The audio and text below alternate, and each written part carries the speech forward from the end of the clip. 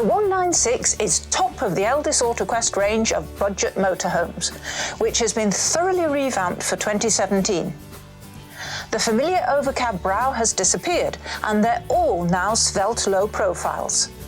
But this hasn't compromised accommodation, and the 7.3-metre 196 is still a full family motorhome with 6 berths and 6 travel seats.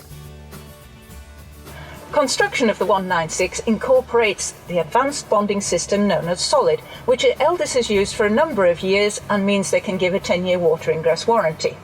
What is new for 2017 is the chassis.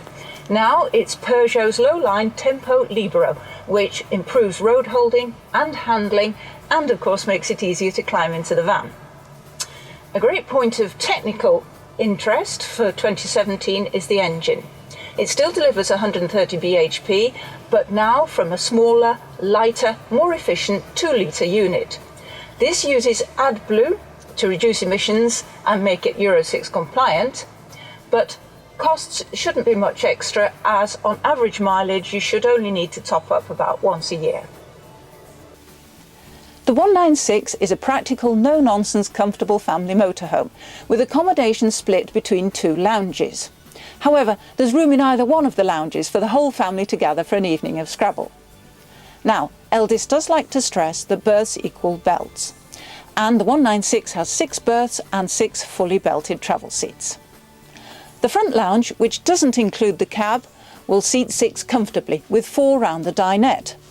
And there's plenty of storage, both overhead, in the cab and underneath the seats.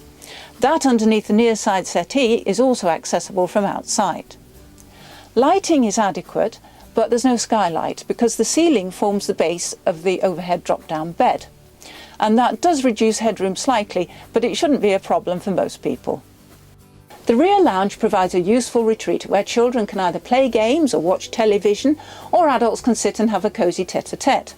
Now there's plenty of storage with overhead lockers all round, but there's also storage beneath the 2 parallel settees, although that beneath the near side settee is slightly compromised by the external gas locker, which takes 2 7-kilogram bottles. Now there's a handy flip-up coffee table stuck to the wall, and the large freestanding table can butt up to it, so there's plenty of dining space. During the day, lighting is good, because in this lounge we do have a skylight and there are windows all round, but at night there are only 4 halogen reading lights, which is fine if you're just watching television. The centrally located kitchen is well placed for serving both the front lounge and the rear lounge, and there's also plenty of work surface for family-sized catering, with a little extra flap on the front. Sockets are well placed here, and the whole unit is well lit both during the day and at night.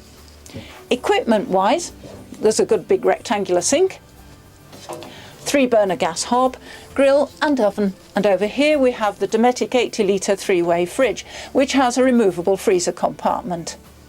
Again, like the rest of the motorhome, there's plenty of storage. Overhead lockers here, 1 rack for crockery, although of course if you do decide to have the optional microwave fitted, that'll take up some of the upper space. Down here we have 4 drawers and 2 cupboards, so all in all I think any cook should be pleased. At night time the rear lounge converts quickly and easily into a good sized transverse double bed. All you have to do is pull the settee bases into the middle and infill with the seat backs. There's also a privacy screen, so this could provide a good place for smalls to sleep, particularly if adults want to be up and about after their bedtime, especially as even the wardrobe and the clothes drawers are in front of the screen. The front lounge provides double-decker sleeping for 4 in 2 double beds. Now the upper bed is the electrically operated drop-down transverse double. It works simply and easily, but there is a manual override. You have a very comfortable Ozio mattress, your own safety net, your own lights and an aluminium ladder. Now the double bed underneath is a little bit more complicated to organise. You have to drop the table and shift the cushions around, but you still get a proper comfortable transverse bed, and the ladder from the upper bed doesn't interfere. The Elddis Autoquest 196 is a proper family motorhome for 6, and for 2017 the payload has been increased to 568 kilograms. That's despite still being on the 3.5-ton chassis, and a full-size spare wheel is included in that. The Whale 4 kilowatt heating and hot water system runs on gas or mains electricity, and insulation is grade 3 as standard, so you should be warm and cosy in winter. However, you can purchase the winter pack for £305, which includes insulation for the external underslung water tanks. That's 100 litre fresh water and 70 litre wastewater. Another extra is the Cab Lux pack for £1,218. Now that includes cab aircon, cruise control and passenger airbag. Now many would consider that those were essentials. However, even with the winter pack and the Cab Lux pack, the 196 comes in at under 44,000 on the road.